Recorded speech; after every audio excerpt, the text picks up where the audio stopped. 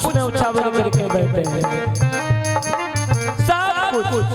इसीलिए जरूर आना पड़ेगा तुमको।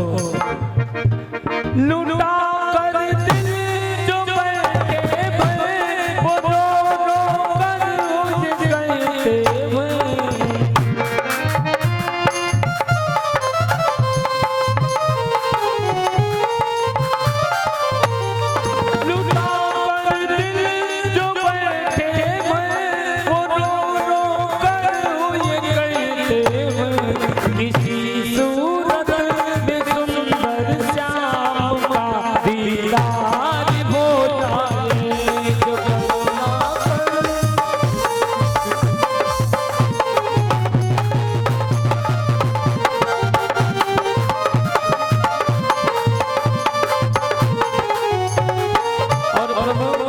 जब आप आओगे तो सबसे सुंदरता आपकी क्या होगी? बजा दो हरी अनुराग रूपी प्रेम की वंशी।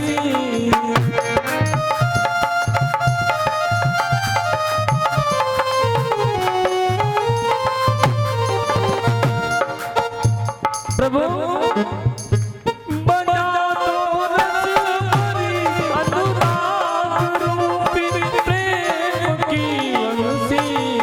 जिसकी तान का वरदान, कि जिसकी तान का वरदान में पैदा हो जावे जो करुणा कर।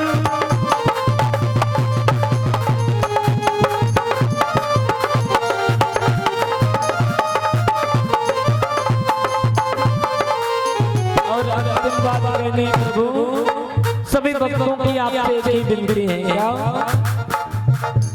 पड़ी भवचंद्र की मझधार में भक्तों की ये नैया।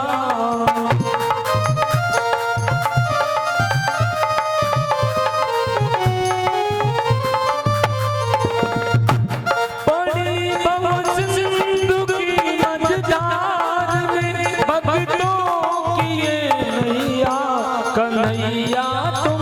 कन्हैया तुम सहारा दो तो भव से पार हो जाए जो करुणा कर।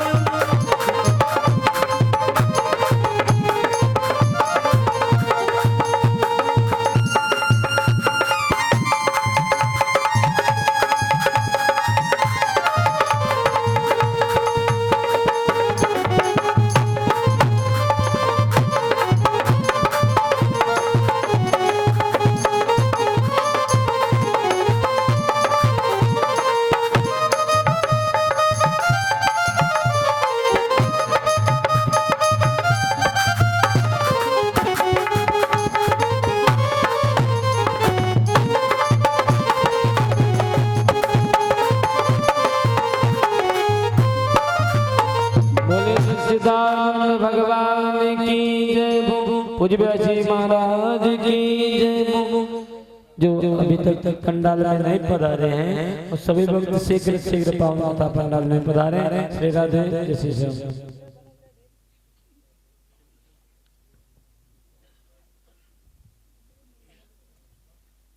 हेलो श्री राधे श्याम सीताराम।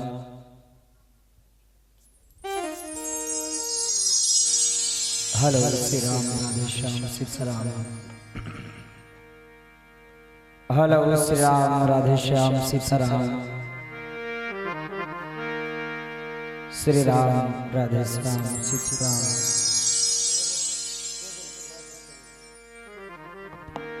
श्री राम राधे श्याम सीताराम। श्री राम राधे श्याम सीताराम। बोले वृंदावन बिहारी लाल की, सद्गुरुदेव महाराज की जय हो।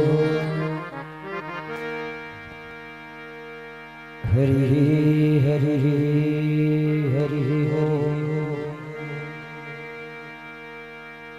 सहना भवतु सहनौ भुनस्तु, सह वीर्यं करवावहै, तेजस्विनावधीतमस्तु मा विद्विषावहै। कृष्णाय वासुदेवाय हरये परमात्मने प्रणतः क्लेशनाशाय श्री गोविंदाय नमो नमः। कृष्णतोदीय पद पंकज पंजरान्ते अतैव मे विशसमानस राजहंसा। प्राण प्रयाण समवे कफवात पीतये कंठावरोधन विधौ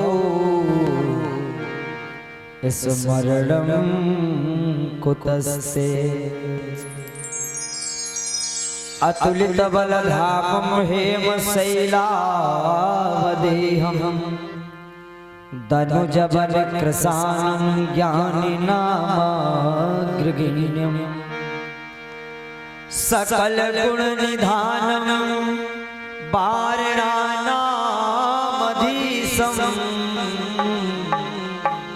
रघुपति प्रिय भक्तं वातजातं नमामि। तो जिनकी सेवा भाव से अरिद्रवित हुए प्रभु राम, ऐसे श्री हनुमंत को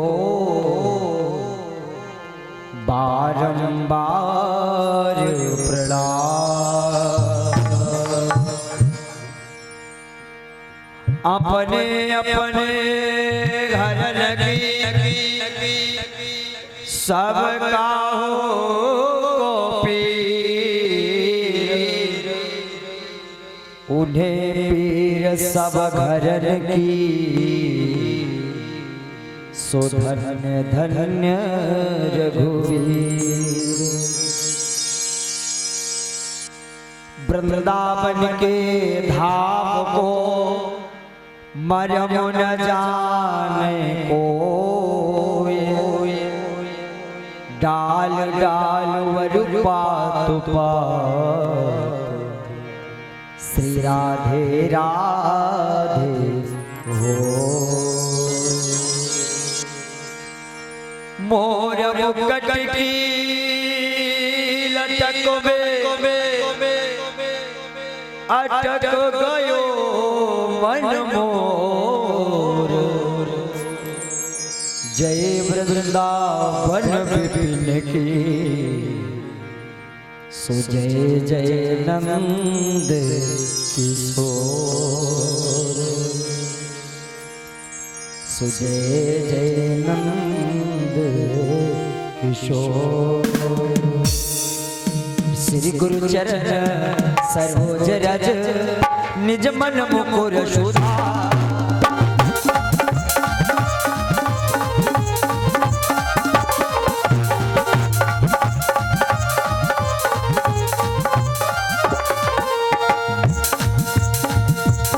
श्री गुरु चरण सरोज रज निज मन मुकुर सुधार। बरदहु रघुबर विपाल दोदायक फल चाल,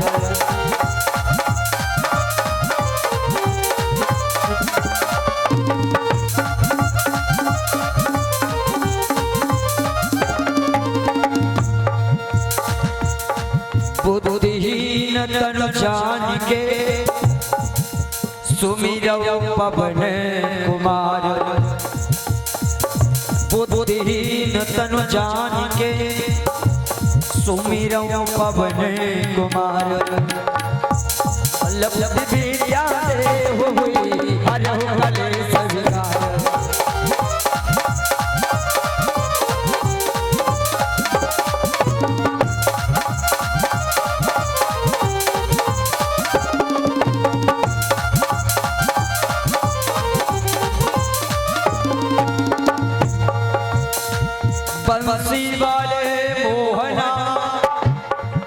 कि बंसी ने को बजाए, बंसी वाले मोहना कि बंसी को बजाए,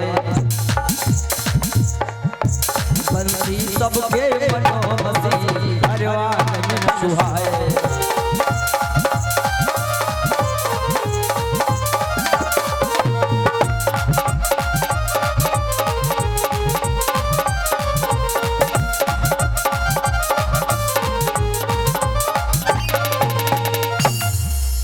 भोले वृंदावन बिहारी लाल की, भक्त वत्सल भगवान की, श्री हनुमान जी महाराज की। अखिल ब्रह्मांड नायक परतप परेश परमात्मा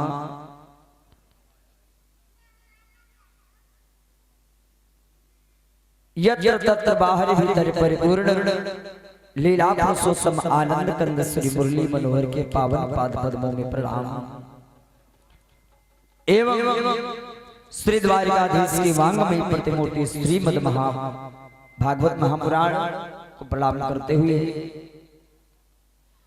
एवं नगर के समस्त देवी देवताओं का अभिनंदन वंदन प्रणाम है। मंच पर विराजमान सभी कुशल कलाकार बंधुजन, पंडाल की शोभा बढ़ा रहे सभी धर्मानुरागी सज्जन,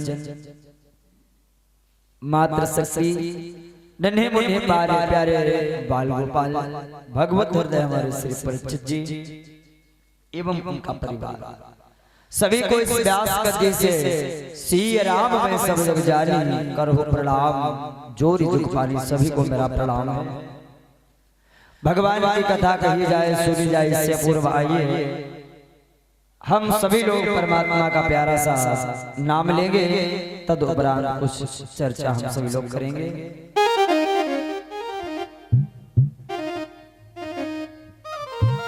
अरे गोवर्धन गिरधारी जी सुधी लेना हमारी, गोवर्धन गिरधारी जी सुधी लेना हमारी, गोवर्धन गिरधारी जी सुधी लेना हमारी।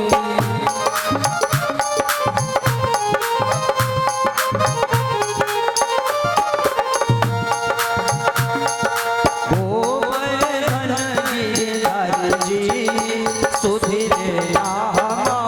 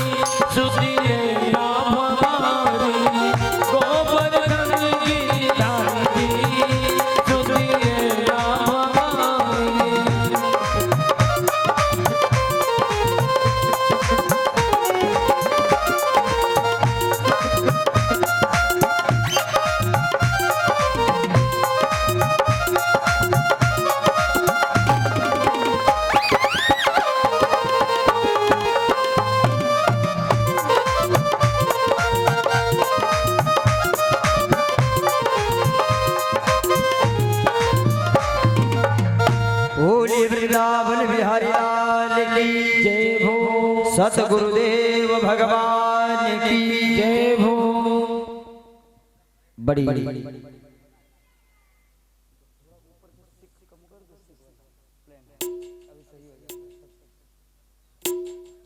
हेलो गंगा जी के पावन तट पर बैठे श्री सुखदेव भगवान महाराज परीक्षित को पावन कथा सुना रहे हैं। चरणों में श्री परीक्षित महाराज विद्यमान हैं। बड़े सुंदर सुंदर प्रसंगों का रसास्वादन करवा रहे हैं। कथा सुनते सुनते आज परीक्षित जी पंचम दिवस की यात्रा कर रहे हैं। तो सुखदेव भगवान ने कहा, राजन मेरी इच्छा है कि आप थोड़ा जलपान कर लें।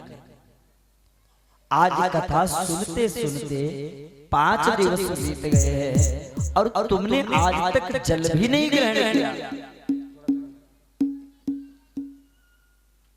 जल भी नहीं ग्रहण किया। अरे कम से कम थोड़ा जल पी ले। परीक्षित ने कहा, गुरुदेव अब मुझे जल नहीं पीना है। क्यों? क्योंकि इस जल के ही कारण, इस प्यास डालने के कारण ही तो मेरे द्वारा एक संत का अपमान हो गया। अगर ये प्यास न लगी होती, अगर ये प्यास मुझे, इस प्यास डालने ने मुझे नहीं सताया होता तो शायद मेरे द्वारा उस संत का, उस ऋषि का मेरे द्वारा अपमान नहीं होता, न मुझे श्राप लगा होता। इस प्यास ने ही तो मुझे श्रापित कर दिया है। अब मुझे जल नहीं पीना है।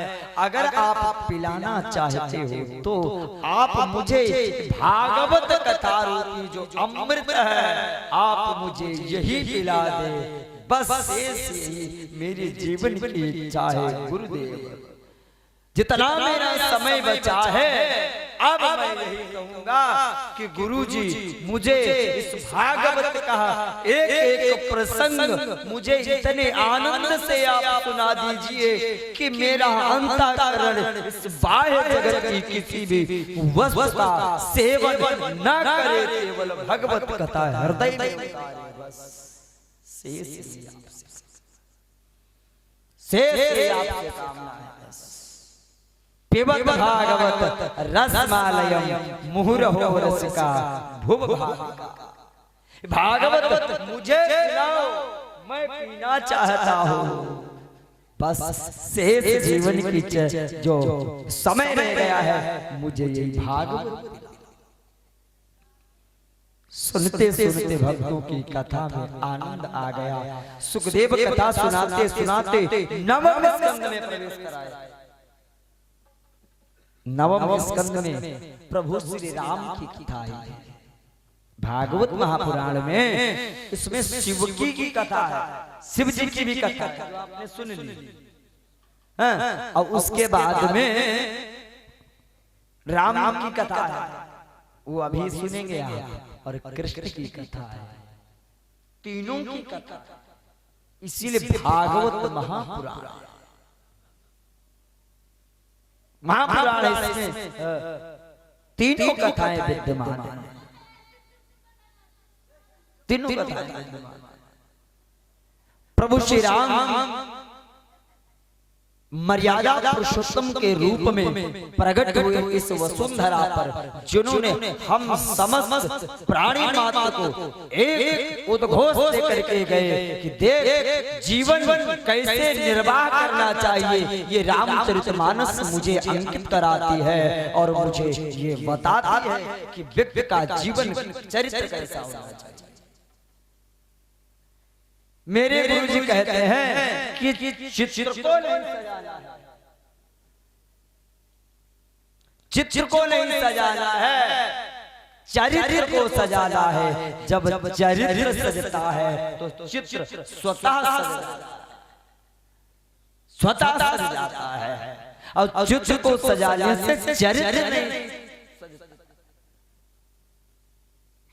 जीवन में इन बातों का ध्यान देना चाहिए। राम का चरित्र जो है उत्तम है, उच्च कोटि का है। इसे रामचरित मानस मान करके चरित्र जिसने सजा दिया, वही रामचरित मानस का पाठ करके राम के रूप में स्थापित हो गया है। ये रामचरित मानस है। मान का जिसने बाध्य कर दिया है, चरित्र करके समस्त जन कल्याण हेतु संकेत दे दिया है, वही रामचरित मानस का प्रथम। जिसने अपने आप को तपा करके सारी विश्व को, सारे राष्ट्र को एक उद्घोष में बांध दिया है कि मर्यादा सबसे बड़ी चीज होती है। जीवन के अंदर मर्यादा बहुत बड़ी चीज होती। यदि जीवन में मर्यादा आई नहीं तो जीवन मेरा आपका अधूरा है। मर्यादाओं से हर एक व्यक्ति का जीवन बना है। रामचरितमानस, ये रामचरितमानस जो मर्यादाओं से भर जाता। हमारी एक मर्यादा है, आपकी एक मर्यादा है, और जिस दिन ये मर्यादा मेरे भाई टूट जाती है तो सारी कृपा के जो धागे हैं वो भी सब टूट जाते हैं। और जिस दिन ये मर्यादा मेरे हाथ से लगी है, बंधी है, सारे धागे बंधे, सारे धागे बंधे रहते हैं। भाई ध्यान देना, राम का जन्म कहाँ हुआ पता है? कहाँ पर हुआ? अयोध्या। अयोध्या क्या है? अयोध्या है क्या? अयोध्या क्या है? अयोध्या एक, अयोध्या का मतलब है आमन।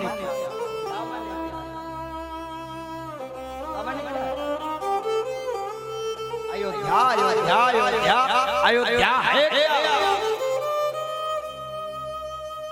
सुना अयोध्या में राम है, शब्दावली पर ध्यान नहीं है। अयोध्या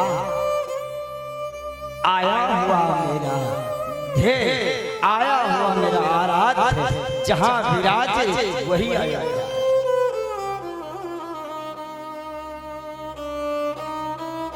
आया हुआ कौन है? जीवात्मा आई है प्रभु से छूट कर। ये जहां पर धारण हुई है उस स्थल को अयोध्या कह दिया गया है। हृदय अयोध्या है, उसके अंदर बैठा जो चेतन सत्ता है राम है। और जिस दिन राम निकल जाता है अयोध्या पड़ी रह जाती है, कोई नहीं।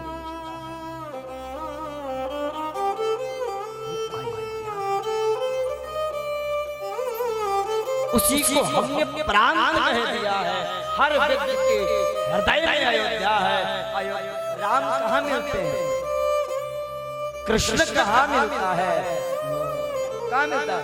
वृंदावन में मिलेगा, अयोध्या में मिलेगा, मथुरा में मिलेगा, काशी में मिलेगा, बनारस में मिलेगा, नैमिष में मिलेगा। कहाँ मिलेगा? नहीं, जो हृदय के पट जब खुलेंगे अंदर बैठे ब्रह्म, वो चेतन, वो राम, वो कृष्ण मेरा अपना दीदार कर देगा, अपना दर्शन करा देगा। यही मेरी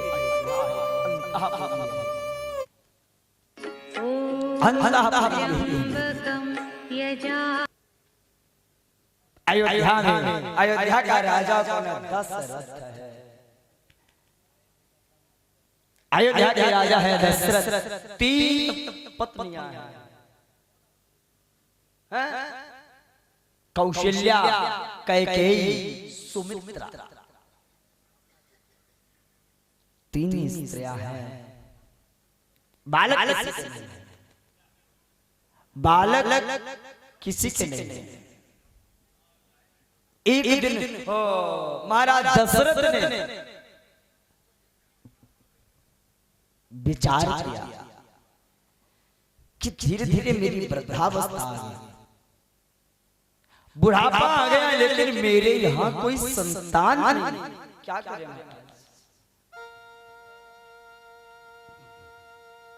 श्रवण समीप भय स्रोत के साथ, श्रवण समीप भय शीत के साथ, श्रवण समीप भय शीत के साथ।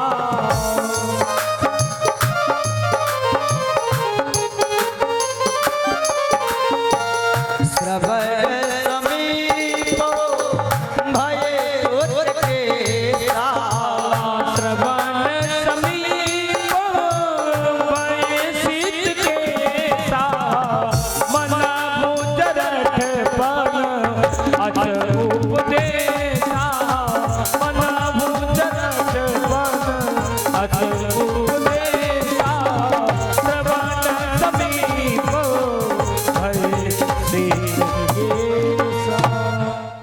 श्रवण समीप भय श्रुत के साथ। श्रवण माने क्या होता है? श्रवण माने कान। श्रवण समीप भय श्रुत के श्वेत मन जरठ, जरठ माने बुढ़ापा, घेर लिया है, मेरे कोई संतान नहीं है, क्या करे? किसको सुनाऊं, किसको बताऊं? संसार में किसी व्यक्ति को अगर हम अपना दुख बताते हैं तो संसार के लोग हंसने के सिवाय और कुछ केवल हंसते हैं मेरे भाई, केवल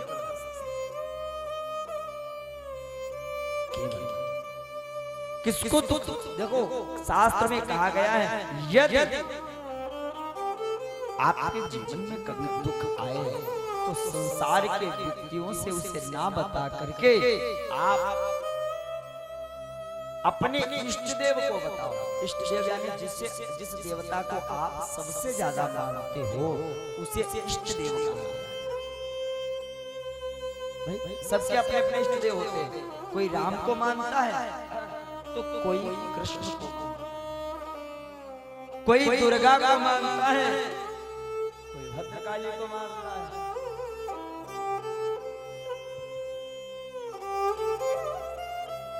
एक ना एक व्यक्ति किसी न किसी को मानता है, अलग अलग मानता है।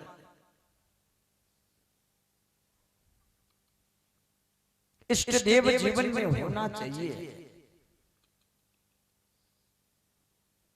वैसे तो सारे देवता हैं और सब कृपा करते हैं, लेकिन एक इष्ट जरूर होना चाहिए। एक इष्ट जरूर होना चाहिए। कोई कृष्ण को माने कोई, और उस इष्ट से अपनी बात को कहना चाहिए। अगर इष्ट कोई देवता नहीं माना है विशेषकर, तो आप अपना दुख अपनी गुरु से कहो, अपने गुरु से कहो, और अपने गुरु से उस सुख और दुख को बताओ। ये दोनों लोग ऐसे हैं कि आपके सुख और दुख को कहीं समाज में नहीं बांटेंगे, समाज में नहीं देंगे। और इसका मार्ग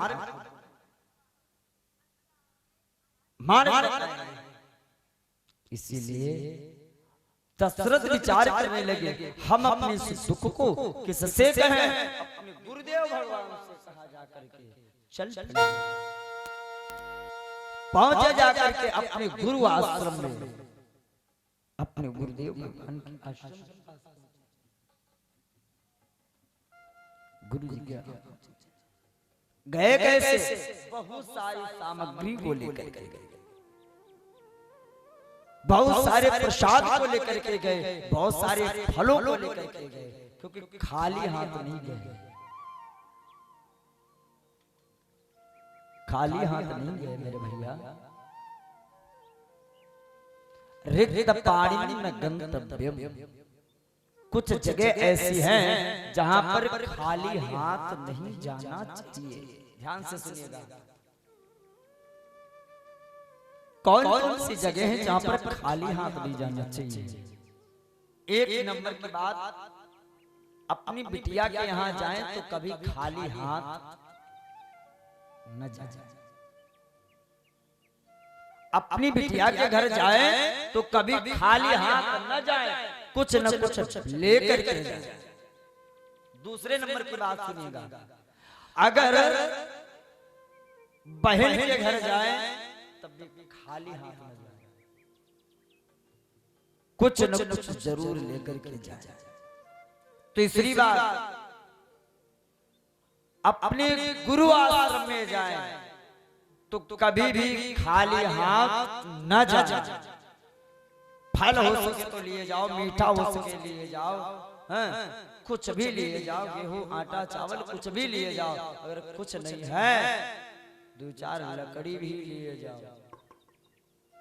आम की डाल देंगे आप, गुरुजी हवन करेंगे, तब भी पुण्य हम आपको मिलेगा। रिक्त पाणी न गंतव्यम, खाली हाथ नहीं जाना चाहिए, शास्त्र कहते हैं।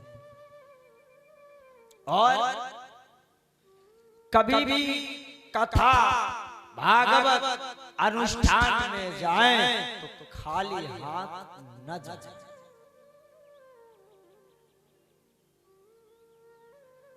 क्यों नहीं जाना चाहिए? इसलिए नहीं जाना चाहिए, खाली हाथ भाई हम किसी से मिलने जाते हैं तो उसके लिए कुछ भेंट करना स्वाभाविक है। अगर उसको कुछ हम भेंट करते हैं तो वो हम पर कृपा करता है और हम पर प्रसन्न होता है, प्रसन्न होता है। इसीलिए मुझे ले जाना चाहिए। पत्रम पुष्पम फलम तोयम, कथा में भी जब जाए, यहाँ की बात नहीं, यहाँ तो जैसे आए हो ऐसे आपकी बड़ी कृपा है। यहाँ के लिए हम बाध्य नहीं करते कि यहाँ आओ तो कल कुछ न कुछ लेकर के आओ। यहाँ जैसे आ रहे हो ऐसे ही आओ, क्योंकि आदत नहीं है तो कैसे भविष्य में कहीं दूसरी जगह जब कथा सुनने जाना तो कुछ न कुछ लेकर जाना, फूल जरूर लेकर के जाना, भले कुछ ले जाओ चाहे न ले जाओ, पुष्प जरूर ले जाओ। इससे उत्तम चीज कोई नहीं है। कुछ न कुछ ले जाओ, ठाकुर जी को अर्पण कर देना। तेरा तुझको अर्पण क्या लागे मेरा, जबकि सब लागे तेरे। कहते हैं मंदिर में जाकर तेरा तुझको अर्पण क्या लागे मेरा, और फिर तुरंत सुख संपत्ति घर आ गए, उतने में सारी सुख संपत्ति आ जाए घर में। मेरे भैया अपने गुरु के पास जाएं, इन स्थानों पर तो कभी जीवन में खाली हाथ न जाएं, कुछ न कुछ लेकर के अवश्य जाएं। सुखदेव कहते हैं परीक्षित आज अपने गुरुदेव भगवान के आश्रम में चल पड़े हैं। चलते चलते पहुंच गुनगुनाते हुए मेरे भैया कि गुरुवर तुम्हारे प्यार ले, अरे सतगुरु तुम्हारे प्यार ले, अरे जीना सिखा दिया है, जीना सिखा दिया।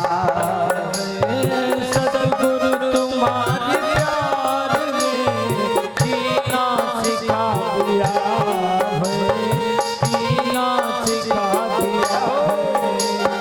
गुरुवर तुम्हारे प्यार में जीना सिखा दिया है, जीना सिखा दिया है। सतगुरु तुम्हारे प्यार ले, सतगुरु सिखा दिया है,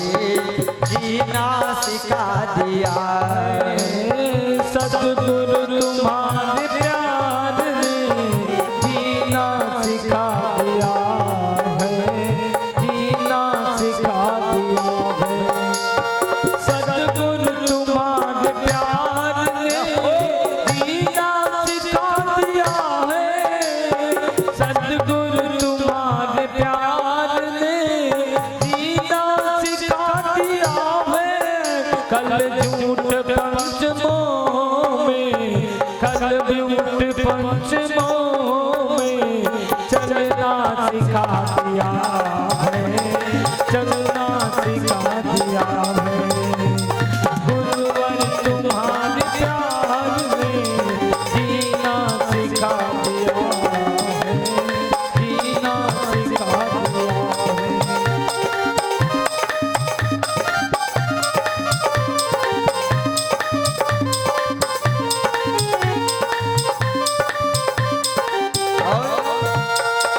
भूला हुआ रास्ता भटका हुआ था मैं, भूला हुआ रास्ता भटका हुआ था मैं, भूला हुआ रास्ता भटका हुआ था मैं, भूला हुआ रास्ता भटका हुआ था मैं। देकर के ज्ञान दीपक, देकर के ज्ञान दीपक चलना सिखा दिया है, देकर के ज्ञान दीपक चलना सिखा दिया है। गुरुवर तुम्हारे प्यार में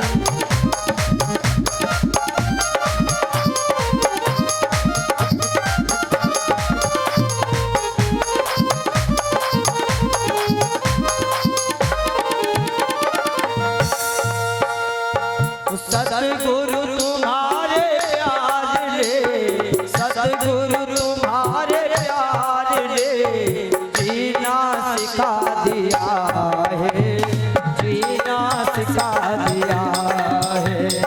सतगुरु तुम्हारे प्यार ने जीना सिखा दिया है, जीना सिखा दिया है। सतगुरु तुम्हारे प्यार ने जीना सिखा दिया है, जीना सिखा दिया है।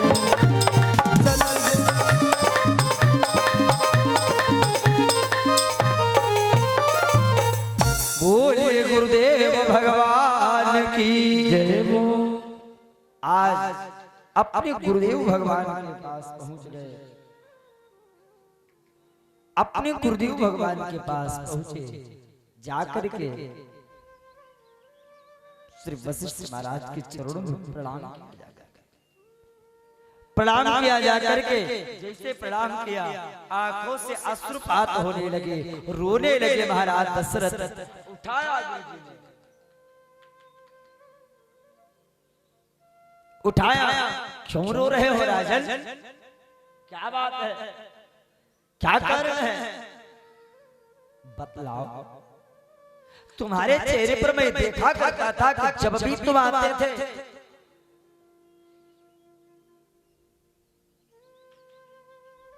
तब मुस्कुराया करते थे, लेकिन आज अकस्मात तुम आए और तुम रो रहे हो। खड़े हुए दशरथ और हाथ जोड़े और कहा, हे गुरुदेव,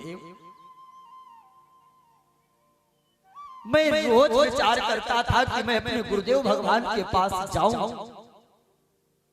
और अपने जीवन का जो दुख है मैं आपको सुनाऊं,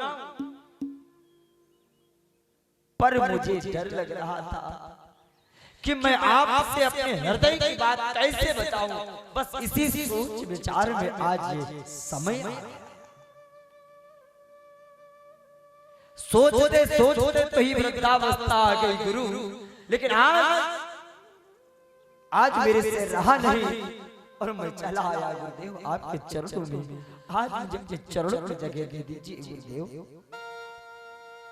कहा महाराज बतलाइए बात क्या है राजन।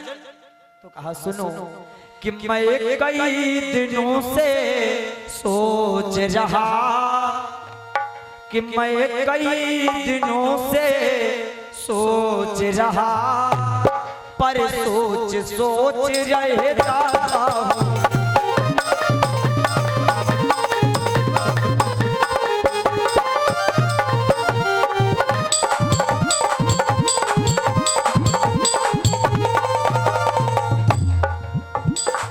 गुरुदेव मैं कई दिनों से सोच रहा, पर सोच सोच रहे जाता हूँ, पर कहने की कोशिश करता, बस यही सोच रहे जाता।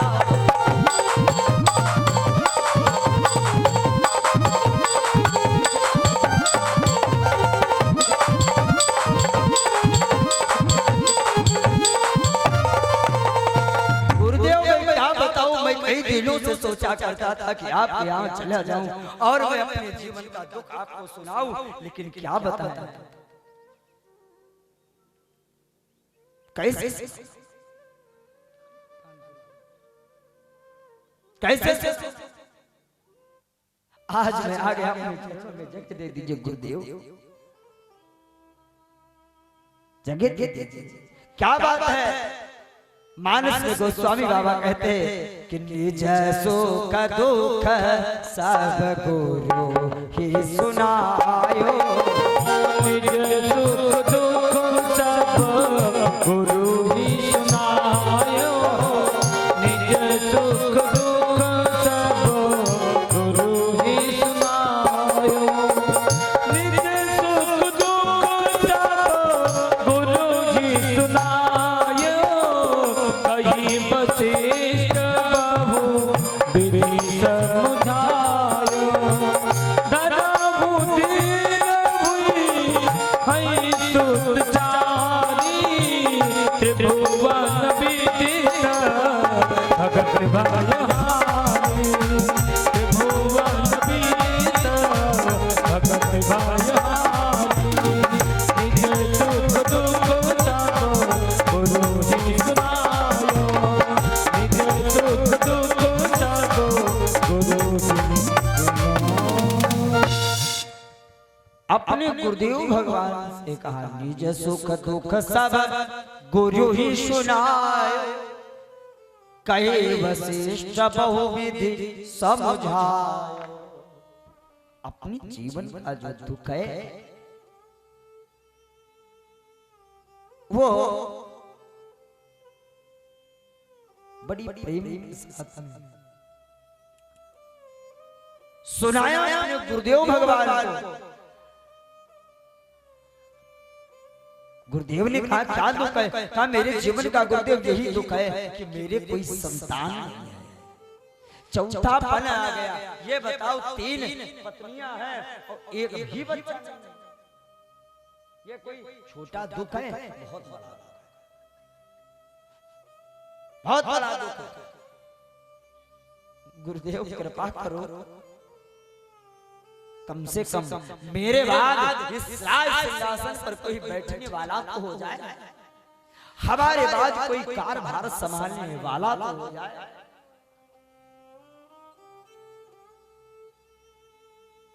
मेरे बाद आपकी सेवा कौन करेगा, आपके आश्रम की व्यवस्था कौन देखेगा? वशिष्ठ महाराज ने कहा राजन चिंता क्यों करते हो, देखो वशिष्ठ संत है, सदगुरु है, संत का हृदय पिघल गया, जैसे गरम गरम आंखों से अश्रु की धारा निकली और संत के सतगुरु के चरणों में गिरी तो संत का कोमल हृदय पिघल गया, क्योंकि संत का हृदय बड़ा कोमल होता है। संत हृदय नवनीत समाना, कहा कबिन पर कहा न जा। संत का हृदय नवनीत के समान कोमल होता है। नवनीत जानते किससे कहते हैं?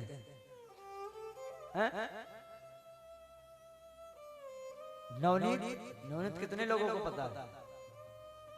हाँ, एक ही लोगों को पता है नवनीत, क्योंकि ये खाए हैं। वास्तव में नवनीत जाने कैसे, या तो घर में हो या तो बनाओ। घर में नवनीत माने होता है मक्खन, मक्खन के घर में बनता है? कोई घर में नहीं बन अत्ता दूध आवा तो तुम चाय बनी कि मक्खन हैं?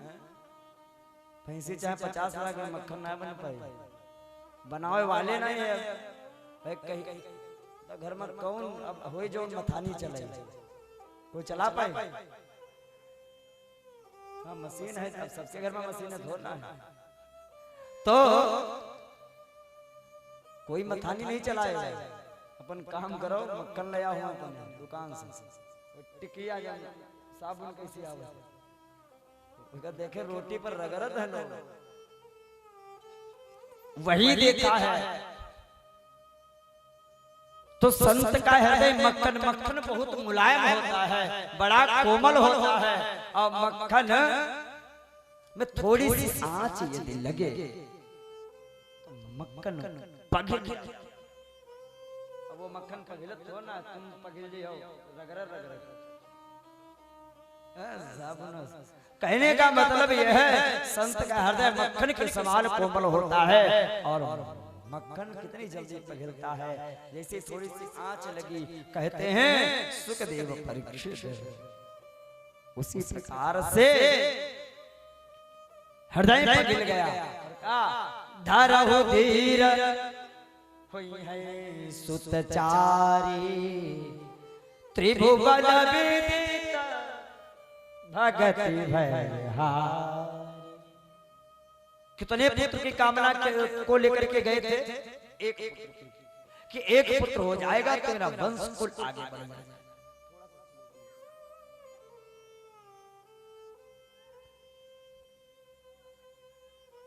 तो लेकिन मिला क्या? एक के बदले 4 हो गए। धरहु धीर हुई है सुतचारी, त्रिभुवन विदित भगत भयहारी। साधारण नहीं होंगे। कहा महाराज आप क्या कह रहे हैं? क्या कह रहे हैं? कैसे बालक होंगे महाराज? अरे चिंता काहे को करते हो? तुम्हें एक यज्ञ करना होगा। कौन सा यज्ञ? पुत्रेष्टि यज्ञ। पुत्रेष्टि यज्ञ से बालक होगा। महाराज कौन करेगा? तो कहा एक ऋषि हैं जिनका नाम है श्रृंगी ऋषि, उनके द्वारा ओ यज्ञ कराया जाएगा। इसीलिए उनको बुलाया।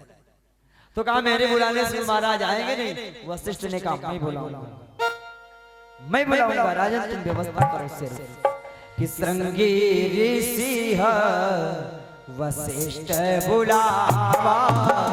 श्रृंगी ऋषि वशिष्ठ बुलावा, श्रृंगी ऋषि वशिष्ठ बुलावा, श्रृंगी ऋषि वशिष्ठ बुलावा। पुत्र काम शुभ यज्ञ करावा, पुत्र काम शुभ यज्ञ करावा, श्रृंगी ऋषि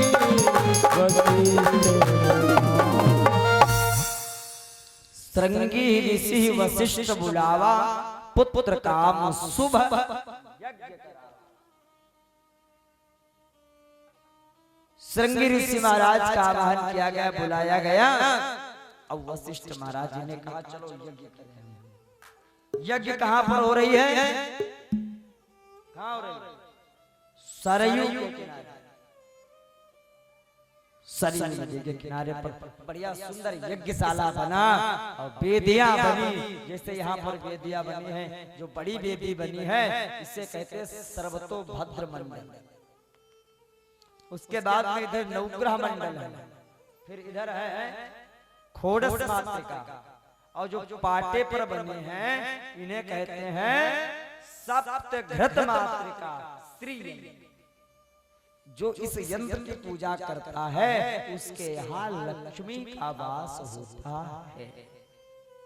जो पाटे पर देख रहे हैं इसमें चांदी का सिक्का लगा है, इससे पूजा करी जाती है, इससे लक्ष्मी की प्राप्ति। हाँ बताइए जी, ऐसे नहीं बना है, इनकी पूजा। तो बढ़िया दिव्य वेदियां बनी, यज्ञाचार्य आचार्य संत महापुरुष सब के सब यज्ञ मंडप में पधारे। सबकी स्वयं महाराज दशरथ व्यवस्था देखते हैं, स्वयं व्यवस्था देखते हैं और सबको प्रसन्न रखते हैं। सबके यथावत भोजन की व्यवस्था करते हैं।